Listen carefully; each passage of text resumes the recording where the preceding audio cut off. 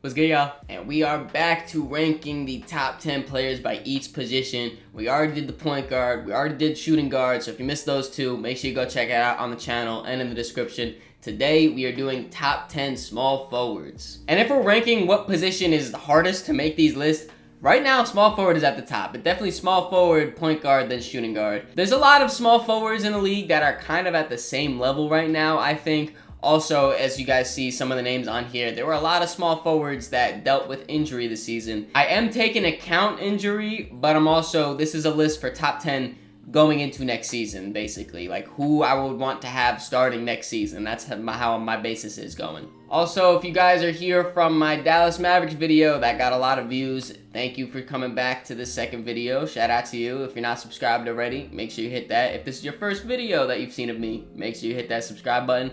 And let's get right into the rankings. As always, starting off with our two honorable mentions, we have Keldon Johnson from San Antonio and Scotty Barnes from the Raptors. So Keldon Johnson is really carving himself out a role as a scorer in this league. As you saw, he just averaged 22 points per game this last season. The one little thing is his efficiency is on a little bit of the lower side. I want him to increase that, especially his jump shooting. And then on top of that, gotta compete to winning. I know the Spurs are intentionally tanking the last few seasons to get the high draft picks, to get Victor Wembanyama and all that. Now I think the Spurs can have a solid roster. I'm not saying they're gonna make like a play-in push or anything like that, but I think they'll be better than the bottom of the league. And if they're winning, I'm sure Keldon's gonna be a big part of that. And then shifting over to the other honorable mention, Scotty Barnes. I was definitely disappointed. I thought he was going to take a jump this season from running Rookie of the Year to basically averaging pretty much the same stats.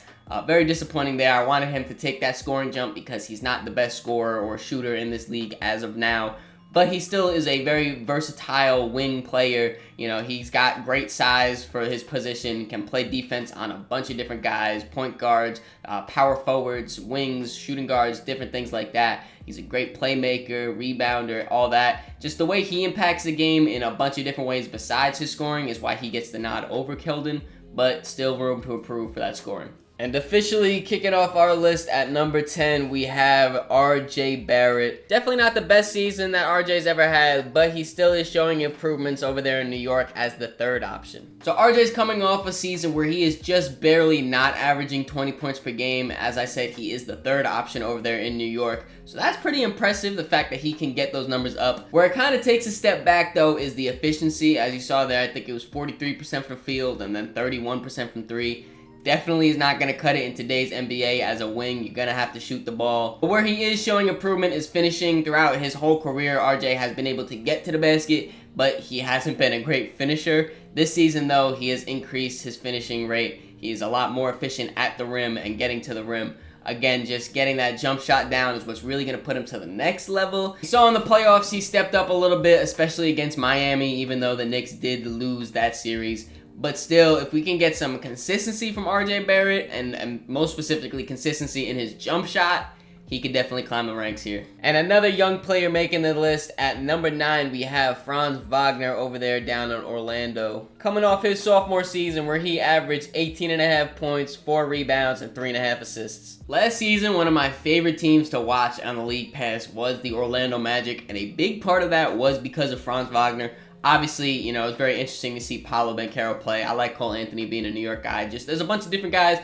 but Franz specifically being 6'10 and moving so fluid with that. I saw on Twitter someone called him the White Paul George, which I thought was kind of funny. Just being that tall and that fluid with your dribble, your jump shot, everything like that. It's just so nice to watch. As I said, this was just his sophomore season in the NBA, and he increased his points per game and efficiencies throughout this season. And I don't think that's much of a coincidence considering he's playing next to Paolo Banchero. I think those two can be one of the top scoring duos in a few years. Just both of them being able to score at pretty much anywhere on the court, having great size, and then just getting that chemistry back and forth with each other. Good things are cooking up in Orlando. Now moving on to number 8, we have NBA champion Michael Porter Jr. He averaged 17 points, 5.5 rebounds, and contrary to a lot of people's beliefs, 1 full assist per game. Michael Porter Jr. is one of the best catch-and-shoot three-point shooters in the entire NBA. As you just saw, 41% from 3 last season. Oh, and I forgot to mention, he also is 6'10".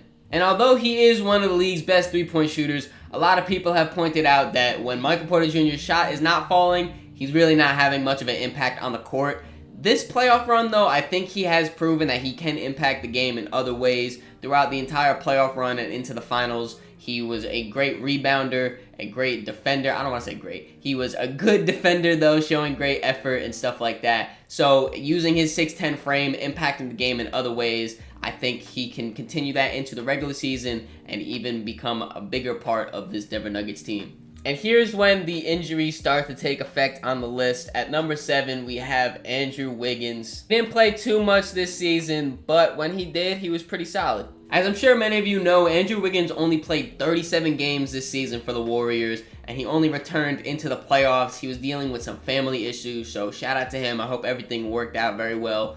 But when he came back, you could tell he was missing some time as he wasn't the best in the playoffs this year. But like I said before, the rankings in this video are based on how I would want them going into next season. So I don't think we should forget that Andrew Wiggins was arguably the second best player on the championship team when the Warriors won. He's a great off-ball scorer, and he can create his own when he needs to. Also a great wing stopper, defense, length, all of that. He's one of those just perfect puzzle pieces you plug into pretty much any contending team, and he's going to elevate them. That's why he comes in at number 7. And coming in at number 6, another guy that missed a decent amount of games this season, Chris Middleton. His counting stats aren't really all that, but we know what Chris Middleton brings to the table. Now, Chris Middleton used most of this season to rehab his knee injury that he got last season in the playoffs against the Bulls. So he didn't really play too much or too well in the regular season, if we're being honest. But in the playoffs, he looked just like old Chris Middleton. Obviously, the playoffs didn't go as expected for the Bucks, losing to the Miami Heat in the first round.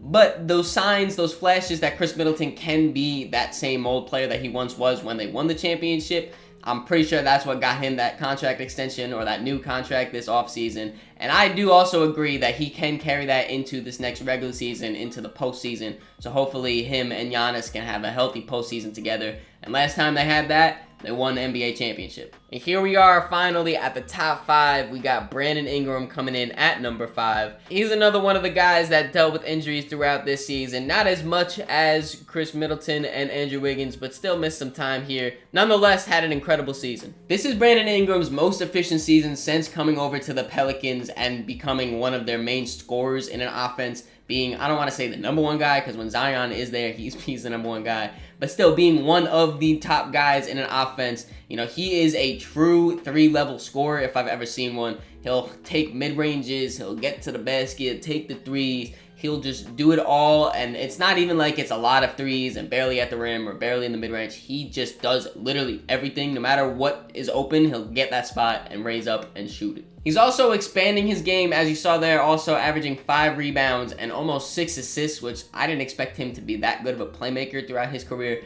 but he is still elevating all different parts of his game. The one thing that he definitely needs to elevate, though, is his health, and I feel like pretty much everyone on the Pelicans is like that, dealing with different knick-knack injuries throughout the seasons. But if this Pelicans team ever stays healthy with Zion and Brandon Ingram, they could definitely make some noise in the playoffs. Now moving on to number 4, we have the main guy over there in Chicago, DeMar DeRozan. DeMar is one of the best isolation scorers in the entire NBA, and when you talk about the mid-range, he might have that by himself. It's either him or KD. One of those two guys, they are the king of the mid-range. And I gotta be honest, I was never too high on the Bulls' big 3 led by DeMar DeRozan, but ever since coming to Chicago, DeMar has had a career resurgence, looking like himself back when he was in Toronto. He may not have the athleticism he once had, but he still has that mid-range. He still got his underrated playmaking. I don't think the Bulls are really going to make any serious contention anytime soon with how the roster is constructed, but DeMar does bring them up to a competitive level, and there is some value in that.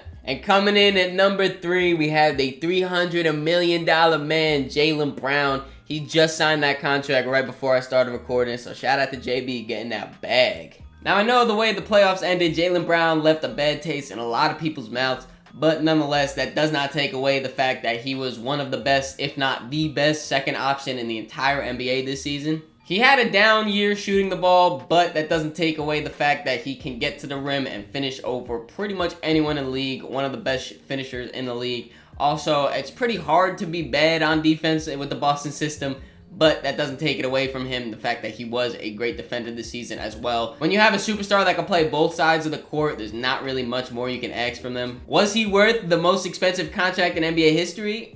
I'm not going to answer that question, but he is a top 3 small forward, so shout out to JB. And this one might be a little controversial, but from one JB to the next, we got Jimmy Butler at number 2. Now, I know a lot of you guys might be mad that I have Jimmy Butler at number 2 instead of number 1 after he just led the 8th seed all the way to the number 1 seed, but I'll make my argument for number 1 when we get to it. It's pretty common knowledge at this point that Jimmy Butler does not care about the regular season. Not one bit. He doesn't care about all-stars, all-NBAs, none of that. He just will coast throughout the regular season, and as soon as you hit the playoffs, or I guess the play-in this year, he just turns it on to an entire different level. It's like he's not even the same basketball player. And the only reason that Jimmy Butler is a great basketball player is strictly his mentality. He's not the most athletic guy. He's not the most skilled guy. He's not the best shooter, dribbler, whatever it is.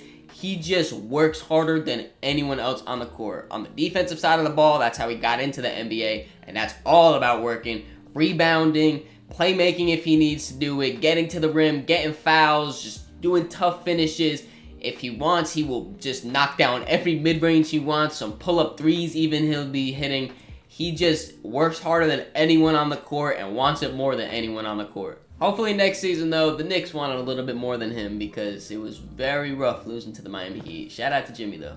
And coming in as the number 1 best small forward in the league, we have Kawhi Leonard, the Claw. And real quick, before I get into explaining about Kawhi Leonard, no, I did not forget LeBron James or Kevin Durant or Jason Tatum. Those guys are power forwards. So before you type in your comment away, obviously those guys are top 10 in the league. Come on now. They're on the power forward list, which will be coming out next week. So if you want to see where they rank, make sure you subscribe. For the past few seasons, Kawhi Leonard has been a top 5, top 10 player in the entire league when he is healthy. That's the number 1 thing, is when he is healthy. The last time Kawhi was healthy throughout an entire playoff run, it was the bubble where they were up 3-1 against the Nuggets. They ended up blowing that. But before that, he won a championship. My point is, though, when he is healthy, he will get your team far in the playoffs. He's also as efficient as he gets from all 3 levels. He will just pull up in the mid-range over anyone like it's nothing. You know, people call him a Terminator, a robot, whatever it is. It's because he looks like a machine, how good he is at just getting his shot off. And then we were just talking about Jimmy Butler's insane run in the playoffs, you know, going through a bunch of guys.